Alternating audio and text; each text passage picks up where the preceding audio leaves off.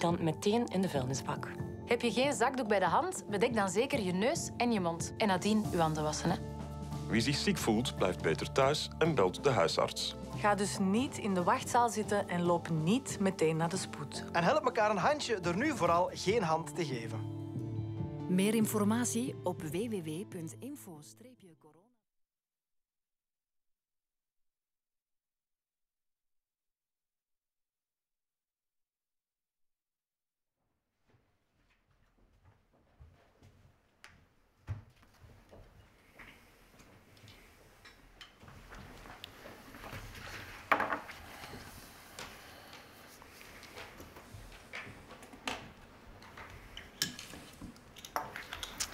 Mesdames et messieurs, bonjour. Bienvenue à notre point presse quotidien.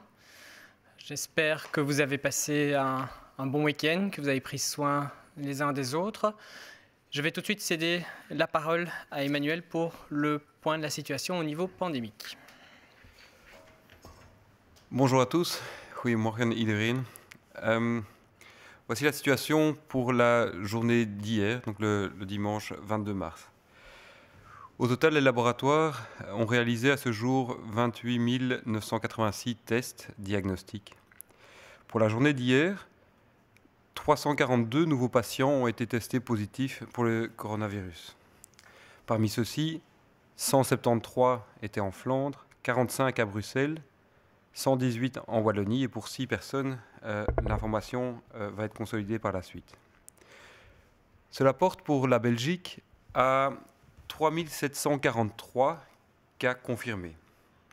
Nous savons que ce nombre est une sous-estimation du nombre total de cas infectés en Belgique, car nous testons uniquement les personnes les plus malades. La situation dans les hôpitaux est la suivante. 1643 personnes sont actuellement hospitalisées. Parmi celles-ci, 322 sont aux soins intensifs. Aujourd'hui, il y a 621 lits de soins intensifs libres pour répondre à des besoins qui vont encore augmenter ces prochains jours. Il y a également, en plus de cette capacité actuelle, un plan d'augmentation qui est toujours actif et jour après jour, cette capacité va pouvoir augmenter. Depuis le 13 mars, 350 personnes ont pu quitter l'hôpital après avoir été hospitalisées dans le cadre d'une infection à coronavirus. À ce jour, nous déplorons 88 décès. Nous aimerions faire une remarque par rapport à l'évolution de ces chiffres. Pour la première fois, on voit une évolution qui va dans le bon sens. Mais nous n'avons pas encore assez de recul pour confirmer que c'est une tendance qui va se consolider. Il n'est donc pas encore à ce jour, nous ne pouvons pas relâcher nos efforts pour plusieurs raisons. La première, c'est si nous relâchons les efforts que nous avons fournis ces derniers jours, nous savons que cela va créer une deuxième vague très importante. Deuxièmement, nous savons que les personnes qui sont actives pour l'instant dans les hôpitaux, les infirmiers, les médecins, ont été particulièrement exposés, et donc une partie d'entre eux sont actuellement malades, et donc il faut absolument maintenir l'effort que vous faites tous les jours, chacun. C'est extrêmement important de maintenir l'effort. Nous voudrions également rappeler que tous les groupes d'âge sont vecteurs et aussi peuvent être malades de cette maladie, et donc les jeunes doivent être particulièrement attentifs également. Un des points qui est également très important, c'est la protection du personnel médical et des personnes impliquées dans les soins et l'aide et l'assistance aux autres. Et donc les masques, comme vous savez, c'est un élément extrêmement important. La situation reste compliquée, mais nous avons ces derniers jours, vous l'avez entendu, des signaux positifs. Et donc nous pensons que dans les jours qui viennent, nous allons pouvoir stabiliser cette situation, même si rien n'est jamais stable dans le cadre de cette épidémie. Il y a également des questions et des nouvelles qui sont venues ce week-end à propos de la capacité de test. Vous savez qu'aujourd'hui, nous testons uniquement les personnes les plus malades. Et donc, comme on l'a répété plusieurs fois, un grand nombre de personnes actuellement infectées qui sont dans la communauté, qui restent chez eux, n'ont pas de test diagnostique. Nous savons que pour passer les prochaines étapes de cette épidémie, nous allons devoir augmenter de façon très importante cette capacité diagnostique et un plan est actuellement en cours d'implémentation pour augmenter très significativement cette capacité totale. Ce plan implique non seulement les hôpitaux, les laboratoires de biologie clinique, comme ils le font depuis le début, mais également les universités et le secteur privé. Et donc il y a une mobilisation très très importante qui est en train de s'activer pour le moment.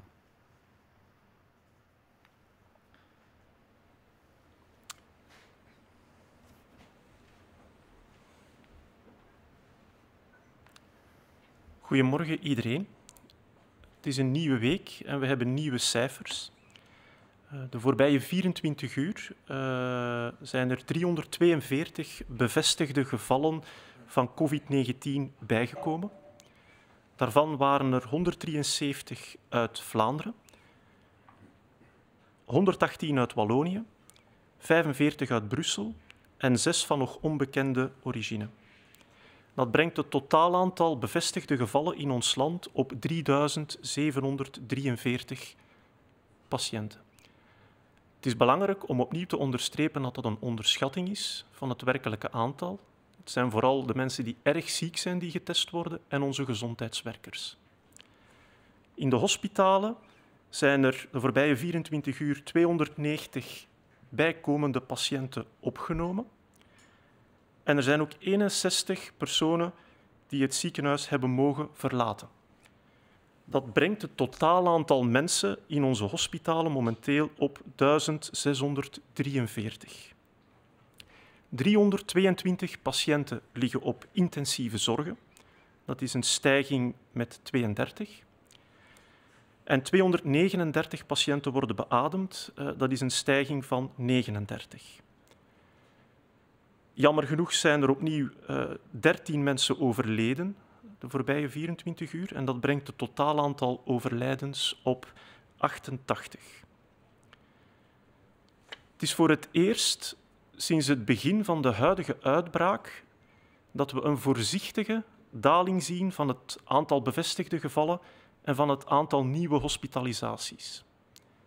Dat is bemoedigend, maar we moeten wel voorzichtig zijn. Want we weten niet of dat deze trend nog gaat aanhouden de komende dagen.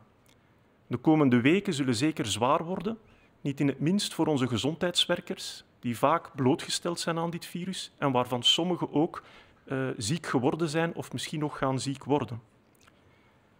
We hebben het virus bij het nekvel en het is belangrijk dat we niet loslaten. We gaan deze inspanning nog een tijd moeten aanhouden. Dank u.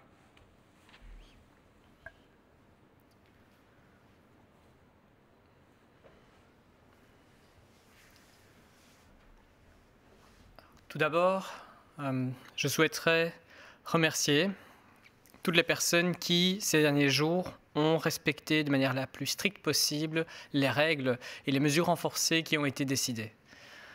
C'est maintenant que nous devons faire les efforts. Ça fait déjà plusieurs jours, nous le savons, mais toutes les autorités et tous les médecins, comme on vient de le répéter, nous le disent. C'est maintenant que nous devons tenir bon. Il faut continuer à respecter le plus strictement possible ces mesures renforcées pour votre santé à vous, pour la santé de tout le monde, mais également pour soutenir le secteur hospitalier. Malheureusement, on constate encore des personnes qui ne comprennent pas l'urgence de la situation. On le répète, si tout le monde ne respecte pas ces mesures maintenant, on risque à court terme d'être dans une situation qui sera plus difficile et moins gérable pour le secteur hospitalier. Nous sommes lundi. Lundi, c'est le premier jour d'une semaine de travail. Et comme nous l'avons expliqué, vous pouvez travailler, bien sûr, malgré les mesures renforcées. Néanmoins, il y a certaines règles à respecter pour pouvoir bien travailler. Je vais juste les répéter. Premièrement, le télétravail est obligatoire. Ensuite, si ce n'est pas possible pour certaines fonctions, certaines organisations, vous pouvez aller travailler tout en respectant ces distances sociales, ces mesures de précaution de santé publique entre chacun des travailleurs. Et c'est uniquement si vous pouvez ni travailler, ni vous organiser pour respecter ces distances de santé publique que l'entreprise devra être fermée.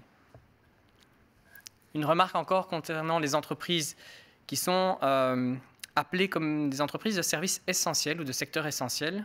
Vous savez que ces entreprises, de même que leurs fournisseurs et leurs transporteurs et leurs producteurs, doivent continuer leurs activités. C'est important pour tout le monde. Et elles doivent essayer de respecter au maximum les distances sociales. Depuis le 18 mars, on a communiqué sur le fait que les voyages non essentiels à l'étranger sont interdits. Et il y a eu énormément de contrôles effectués ces derniers jours aux frontières. Depuis hier, un accord est intervenu entre les ministres hollandais et belges pour faciliter le travail des entreprises transfrontalières. Cela concerne les entreprises qui font partie de cette liste de services essentiels qui sont repris dans l'arrêté ministériel qui a été publié. Concrètement, ça veut dire quoi? Ça veut dire que les employeurs de ces services essentiels doivent imprimer une vignette. La vignette se trouve sur le site web du centre de crise, centredecrise.be. L'employeur doit imprimer cette vignette en couleur, doit indiquer le nom de l'entreprise, l'adresse, les coordonnées, et doit remettre cette vignette à ses employés. Grâce à cette vignette, les transporteurs transfrontaliers de ces services essentiels vont pouvoir plus facilement passer la frontière avec un accès prioritaire. Cela va faciliter le travail de tout le monde. On rappelle néanmoins qu'un abus frauduleux de cette vignette, avec des informations qui ne seraient pas correctes, sera considéré comme de la contrefaçon et pourra être puni. Nous souhaitons encore rappeler certaines lignes directrices et certaines informations qui nous sont remontées, notamment depuis le call center et les médias sociaux, concernant les objets. Est-ce qu'un objet peut être contaminé? Est-ce que je peux le prendre en main? On pense notamment à des paquets, à des sacs poubelles, à des lettres, etc. Le risque de contamination indirecte via un contact sur ces objets a été identifié comme quasi nul par différentes organisations internationales en matière de santé. C'est évident que les règles d'hygiène de base normales restent d'application, lavez-vous les mains. Il y a plus d'informations à ce sujet qui est disponible sur le site de l'Agence fédérale de contrôle de la chaîne alimentaire. Je tiens enfin à remercier tout le monde pendant cette période difficile, les quelques jours qu'on vient de passer, les semaines qui arrivent. Comme je l'ai dit, il faut tenir bon. Restez chez vous un maximum, prenez soin de vous et prenez soin des autres. Merci.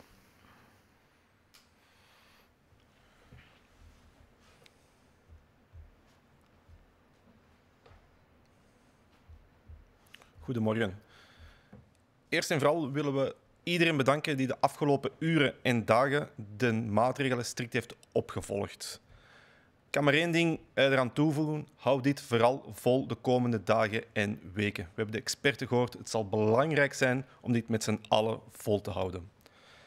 Jammer genoeg stellen we ook vast dat bij een aantal mensen de urgentie nog niet is doorgedrongen. Als we nu niet allemaal de maatregelen strikt gaan naleven, dreigt de situatie in ons land op korte termijn onbeheersbaar te worden. Dus nogmaals een oproep om de urgentie ervan in te zien en de maatregelen strikt na te leven. Maandag is ook een nieuwe werkdag, want ondanks de maatregelen kan er nog steeds gewerkt worden, mits het respecteren van de maatregelen. De maatregelen vat ik nog kort heel eventjes samen. Basisregel is telewerk. Telewerk is verplicht. Voor functies waar dit niet voor mogelijk is, geldt het principe van de sociale afstand, de 1,5 meter. Deze moet ten allen tijde gerespecteerd worden, niet enkel bij het uitoefenen van het werk, maar ook tijdens het transport dat georganiseerd wordt door de werkgever. Enkel indien niet kan voldaan worden aan deze twee voorwaarden, moet het bedrijf sluiten. Voor wat betreft de essentiële diensten, zij moeten blijven functioneren en moeten hierbij maximaal de sociale afstand respecteren. U weet dat sinds 18 maart niet-essentiële reizen naar het buitenland verboden zijn. De afgelopen dagen werd er streng gecontroleerd aan een aantal grensposten. Om te voorkomen dat dergelijke controles een belemmering zouden zijn voor grensarbeiders die werken in essentiële diensten, heeft de Nederlandse minister van Veiligheid en onze minister van Binnenlandse Zaken een vignet uitgewerkt. Dit vignet moet ervoor zorgen dat grensarbeiders in die essentiële diensten, die zijn opgenomen in het ministerieel besluit, vlot de grensovergang kunnen passeren. Heel concreet, de grensarbeider uit een essentiële sector drukt het vignet af, dit in kleur. Dit vignet staat op de website van het crisiscentrum, crisiscentrum.be. De werkgever vult dit vignet verder aan, onder andere met de nodige contactgegevens, en zorgt ook voor een stempel. De werknemer plaatst dit ingevulde vignet zichtbaar achter de voorruit van de auto en hierdoor kan de werknemer vlot de grensovergang passeren zonder oponthoud, wat natuurlijk de werknemer zal ondersteunen bij het uitvoeren van zijn werk. Voor alle duidelijkheid, het gebruik van dit vignet met onjuiste informatie is valsheid van geschriften en is ook een strafbaar feit.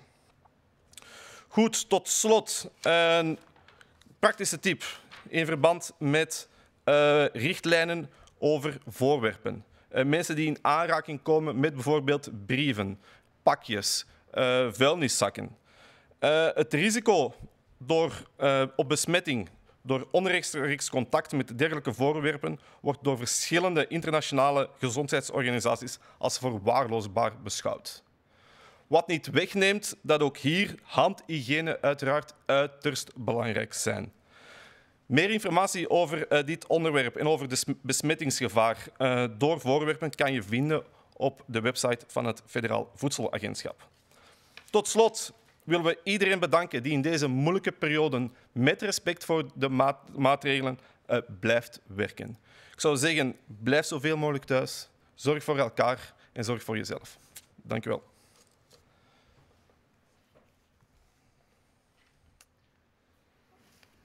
Nous allons prendre, comme chaque jour, quelques questions qui nous sont parvenues, mais on va y répondre au mieux tout de suite. Peut-on tirer un premier bilan des mesures de confinement sur la propagation de la maladie? Voyez-vous un effet lockdown party sur le nombre de personnes contaminées par le Covid-19?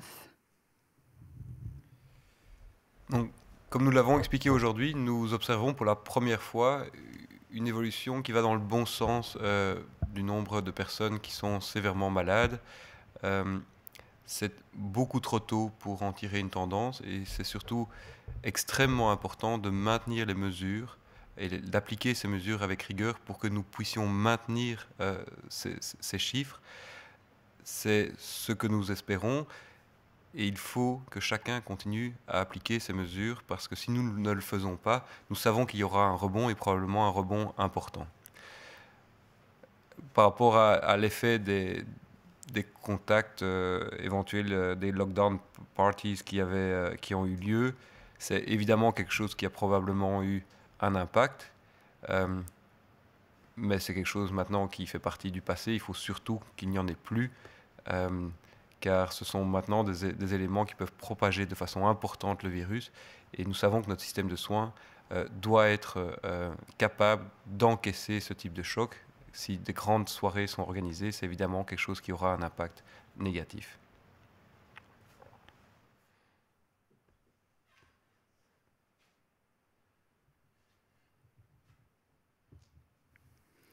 Kan u al een conclusie trekken over het effect van de maatregelen op de verspreiding van het virus? En is er een effect te zien van de lockdown-parties op het aantal besmettingen? Wel, het is nog iets te vroeg om echt conclusies te kunnen maken. Ik denk dat we wel vrij zeker kunnen zijn dat door de maatregelen de situatie er nu een stuk beter uitziet dan ze er zou hebben uitgezien indien we niets hadden gedaan.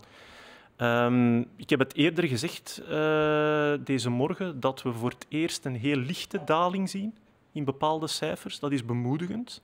Dat is mogelijk een goed teken voor de rest van de week, maar die tendens zal nog moeten bevestigd worden de komende dagen.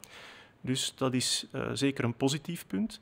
Het is wel belangrijk om te benadrukken dat we nog helemaal niet uit de gevarenzone zijn.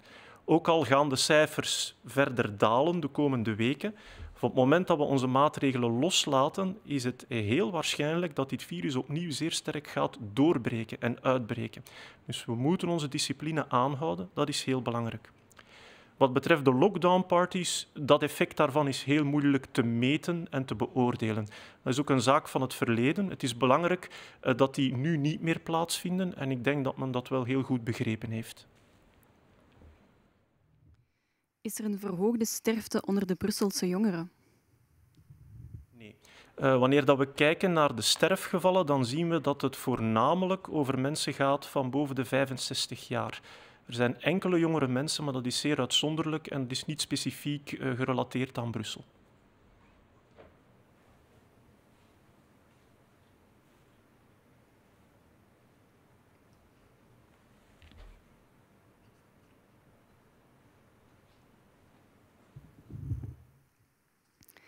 Le taux de mortalité est-il plus élevé chez les jeunes à Bruxelles? Non, le taux de mortalité est plus important chez les personnes plus âgées, plus fragiles. Je crois que ça, c'est un message que tout le monde a bien compris, mais un message important, c'est évidemment que cette maladie ne touche pas uniquement les personnes âgées, mais aussi les plus jeunes, y compris dans les formes sévères. Donc des patients plus jeunes peuvent être infectés et peuvent avoir des formes extrêmement sévères de la maladie. Donc c'est une maladie qui touche tout le monde et chacun doit se protéger.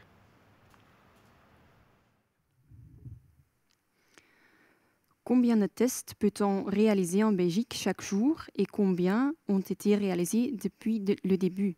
La capacité de testing a-t-elle augmenté? Donc, depuis le début de l'épidémie, nous avons réalisé en Belgique près de 30 000 tests. Ces tests ont été dans un premier temps réalisés pour faire de la surveillance, pour savoir quand la maladie allait émerger en Belgique. Et aujourd'hui, nous savons que ces tests sont principalement dédiés aux personnes qui doivent être hospitalisées. Nous réalisons pour l'instant en Belgique environ 2000-2500 tests par jour. Ces tests sont réalisés dans les laboratoires des hôpitaux principalement. Nous savons également que nous voulons augmenter cette capacité de test parce que dans un futur proche, nous espérons pouvoir diagnostiquer plus aussi au niveau de la communauté. Mais pour pouvoir se permettre de faire ce type d'effort, il faut évidemment mettre en place une structure de laboratoire qui est très puissante et c'est ça que nous sommes en train d'activer pour le moment et nous vous tiendrons au courant de comment et quand cela va se passer.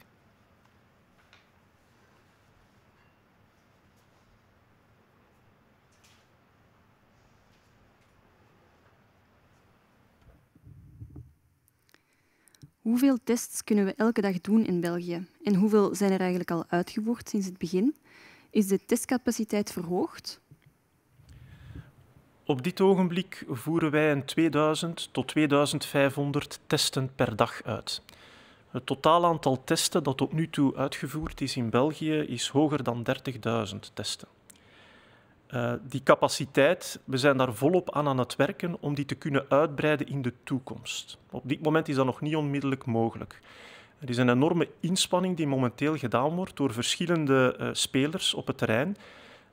Dat vraagt een samenwerking tussen onze klinische laboratoria, onze onderzoekslaboratoria, laboratoria van onze biotechnologie-sector, van de farmaceutische sector. Hier wordt heel hard aan gewerkt. Er zijn natuurlijk een aantal flessenhalzen die we zullen moeten overwinnen, onder andere bijvoorbeeld het swapmateriaal en nog een aantal andere factoren. Dus het is een vrij complex proces. Maar we werken daaraan. We vinden dat ook heel belangrijk, dat we die capaciteit kunnen uitbreiden in de toekomst. En we hopen in de toekomst daar ook positief nieuws te kunnen over rapporteren.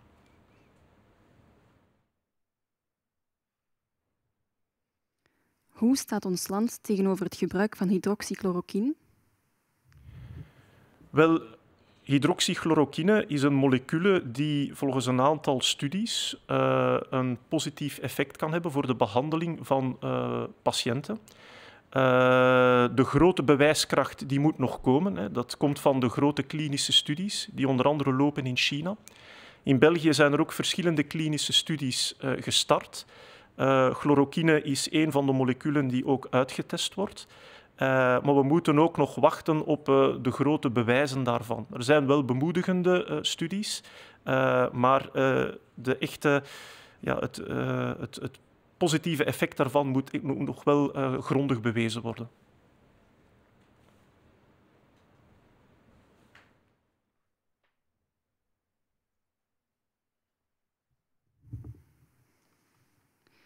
Quelle est l'approche de la Belgique concernant l'hydroxychloroquine?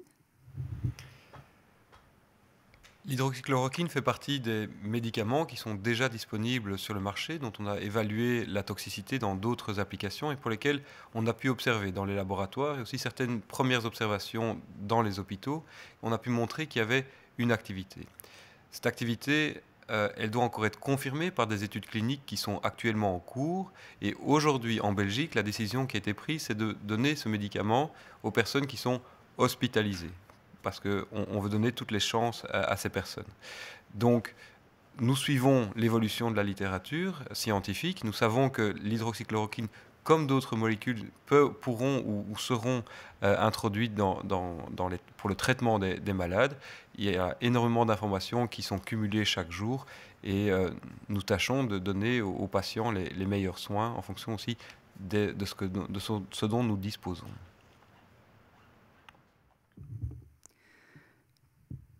Pouvez-vous repréciser le nombre de lits actuellement disponibles en soins intensifs avec assistance respiratoire et sans? Combien sont actuellement occupés par des patients infectés par le coronavirus et combien par d'autres patients? Donc, actuellement, 621 lits de soins intensifs avec le matériel nécessaire sont disponibles pour répondre aux patients qui seront hospitalisés dans les prochains jours. Il y a actuellement, en plus de cette capacité disponible, 322 lits qui sont occupés par des patients qui ont besoin de soins intensifs actuellement dans les hôpitaux.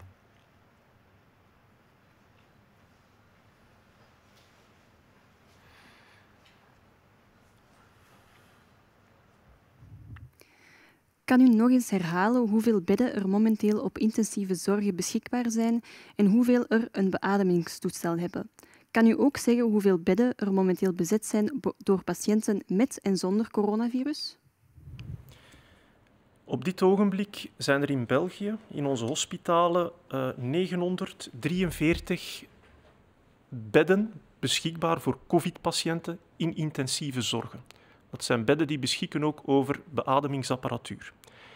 Daarvan worden er momenteel 322 ingenomen door COVID-patiënten. Dus er zijn er op dit ogenblik onmiddellijk 621 nog vrij en beschikbaar. Die capaciteit die kan nog verhoogd worden. We hebben een totale capaciteit in België, of een geschatte capaciteit, mits we alle middelen aanwenden, van meer dan 2800 bedden. Dus de beademingsapparatuur is op dit moment, daar is geen tekort aan.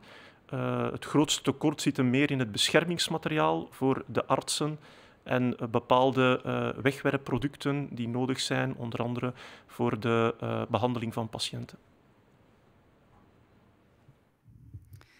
Zullen er, zoals in Etterbeek nu het geval is, ook in de rest van het land hotelkamers opgeëist worden om daklozen in afzondering te plaatsen? Dit is een maatregel die in eerste instantie wordt genomen door de lokale overheden. Uiteraard, op het Nationaal Crisiscentrum hebben we contact via de gouverneurs met die lokale overheden. Indien daar nood aan is, kan dat gecoördineerd worden, maar momenteel blijft dit op een lokaal niveau gecoördineerd worden en is het een lokale beslissing.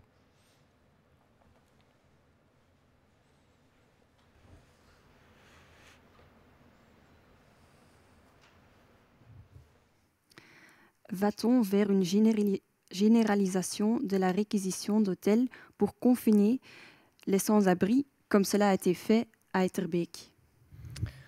C'est une décision qui a été prise au niveau local par le bourgmestre d'Etterbeek. Je pense que toutes les autorités au niveau fédéral, régional et local sont en contact pour ensemble gérer la situation. Au niveau du comité fédéral de coordination et du centre de crise nationale, on est en contact avec les gouverneurs de province qui sont en contact avec les communes, avec les bourgmestres. Ici, c'est une initiative locale. Pour l'instant, ça restera ce genre d'initiative locale, mais si nécessaire, il peut y avoir des concertations, des discussions à ce sujet.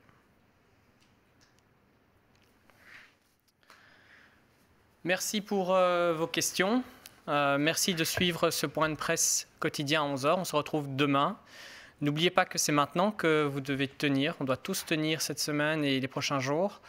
N'oubliez pas qu'on peut tous être concernés par ce virus. Alors, propagez plutôt l'information que le virus. Et rendez-vous à demain pour d'autres informations. Merci.